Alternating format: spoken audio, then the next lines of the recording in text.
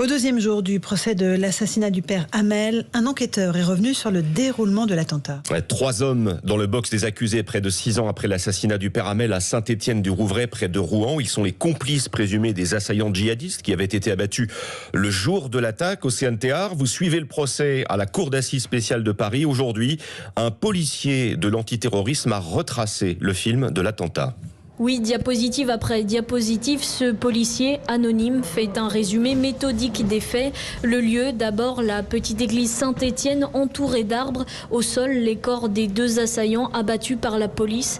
Puis à l'intérieur du bâtiment, les traces de sang sur le carrelage beige. Les bougies renversées au sol, un crucifix arraché du mur. Et puis entre l'estrade et l'autel se dessinent les contours du corps du père Hamel assassiné par un des 2 djihadistes. Sur le banc des parties civiles, la sœur de Jacques Hamel, Roselyne, ne quitte pas une seconde l'écran des yeux.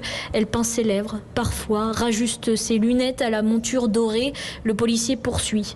Sur une diapositive, des photos des vêtements du père Hamel, une aube, une chemisette bleue, un maillot de corps maculé de sang.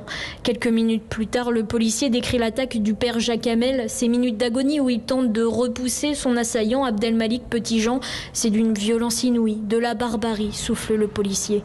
Roselyne Hamel s'effondre, son visage rond plongé dans ses mains. Elle viendra témoigner à la barre jeudi, le même jour que Guy Coponnet, survivant de l'attaque. Océane Théard.